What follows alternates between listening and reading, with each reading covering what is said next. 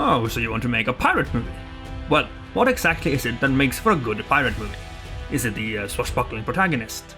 Is it the death-defying stunts? If you're looking for a real pirate movie, all you need is a monkey companion. And of course, an evil villain.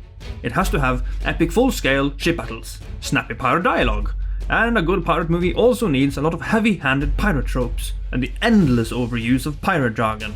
Hoist the sails! Or perhaps all a good pirate movie really needs is the actor David Bailey.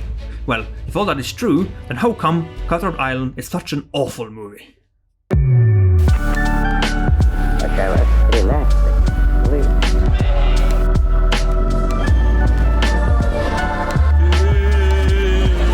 Nasty. Este llevas more.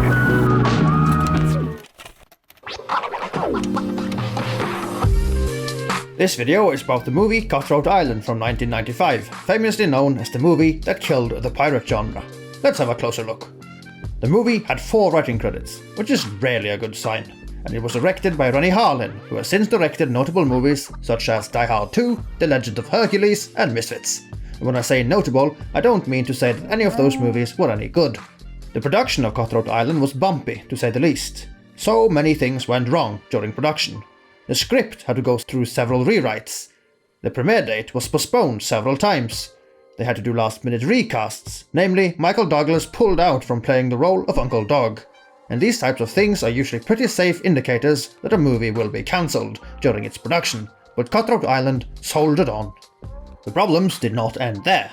At one point, both the leading actress Geena Davis and the director Rennie Harlin reportedly tried to get out of their contracts. Also, after an incident on set, half the production staff walked out in the middle of shooting and ended up being fired by the director. In addition to this, several actors were injured on set because Harlin wanted the actors to perform their own stunts when possible. This led to several accidents throughout production. Yes, that's a real barrel hitting the real actor Matthew Modine in the head. Ouchie!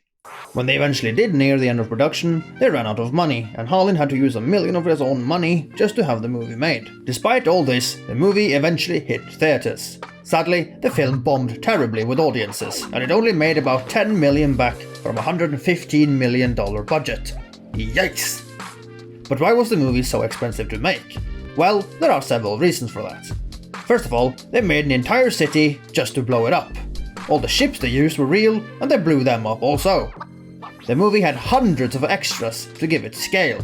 Another choice Harlin made that ended up costing them a lot of money was the fact that they shot the whole thing using 3 cameras, shooting 35mm film simultaneously.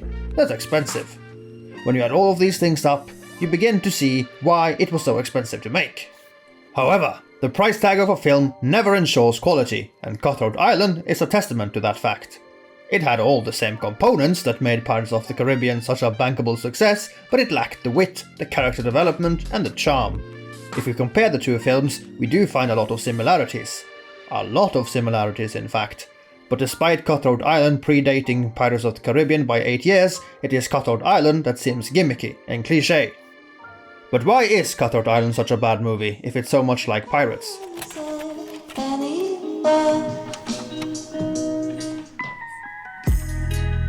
Well, first of all, it has horrendous dialogue. I find myself being fired upon by an entire ship! It is at times very jarring, and there is little chemistry between the lead characters. Seriously, Davis conjures up more chemistry with her monkey companion than she does with co-star Modine. Where Pirates of the Caribbean is funny and charming, Cutthroat Island is stripped bare of humor. You can't sell me a scene like this Who wants to die first? when the character hasn't done anything remotely funny up to that point. The plot is overly simple and uninteresting. There is so much action that events never get given any real weight, because we're just rushed off immediately to the next adventure. The entire film is riddled with clichés, but it doesn't appear self-aware of this fact, which can help certain movies. Another weakness is the special effects. I know this movie came out in 1995, but come on, we had better special effects back then. This looks like something out of Flash Gordon. If a shot turns out this bad, you should substitute it with something else. Throw a goddamn doll down there if you have to. Pirates of the Caribbean had curses, magic, skeleton zombies, and somehow that comes across more believable than the things going down in Cutthroat Island. And scenes like this do not add anything to the movie because they aren't played for humor. And lastly, something I personally found problematic was You remember me saying that they use 3 cameras? So, one of the lenses has a clear distortion around the edges of the frame, which distracted me to no end. Look at that top bar blur. Anyways, this is undeniably a bad movie. In fact, it is so bad that it killed Korotko Studios that made it. It bankrupted them. After the movie tanked, it sent shockwaves throughout the entire movie industry. It killed the entire pirate genre. No film studio dared to touch a pirate movie for years, not until Disney threw caution to the wind and hired Johnny Depp. I'm sorry, it's such a pretty bad trip. But why am I even talking about this movie? Isn't it just a bad film? Well, labeling a movie as bad is more complicated than you'd think. You know how sometimes a movie is objectively really bad, but you still personally love it? Well, how do we know if a movie is good or bad? That's the great thing about taste. What somebody loves, the other might hate. And I'm not going to sit here and define the nuances of subjectivity versus objectivity, that would take far too long. Instead, I will use examples from recent-ish movies where there's a clear general consensus on whether or not these movies were good. And I'm not saying that you'll agree with all the examples, or even that I agree with all of them, but that history has passed its verdict on these films. Perhaps it's a sensible plan. All of the examples I'm about to give can be labeled as bad in one context or another. Firstly, you have movies that are considered bad and that performed badly. On these, both audiences and film critics agreed they are bad. They made little to no money and they were panned by critics. But there are also movies that are generally disliked by audiences and critics alike, but that performed well. These movies drew large audiences and made a ton of money simply due to their cast or through the hype and promotion that the movie had. Despite these films generally being disliked by audiences, millions went to see them, so they made a lot of money. Often you'll find unwanted sequels in this category or franchise installments. So there you have some examples of when audiences and critics agree. But what about when they don't? Well, here you'll find movies that critics found no love for, but that audiences really liked. These films made all the populistical choices, where everything is made to appeal to a broad audience. Movie snobs will jump at any opportunity to tell you how these are bad movies and that they are not art. A movie can be considered bad because of their audience reception. I am now talking about movies that critics pored over, but which were largely dismissed by the general audience. Some of these films have since been accepted by audiences. Acknowledge that something good happened that you weren't in the room for. But when they premiered, they did terribly. Am I saying that all of these movies are bad? I could only give you a subjective answer to that question. What I am saying that all of my examples either lost money, was hated by critics, or both. So as you can see, there are different types of bad movies. Yet there is no set guide or recipe for what makes a movie good. Sure, we usually prefer films that are relatable, clever, funny, original, etc. So just make a movie that ticks all those boxes, and you're printing money! Sadly, it's not that easy. But let me tell you of a different type of bad movie.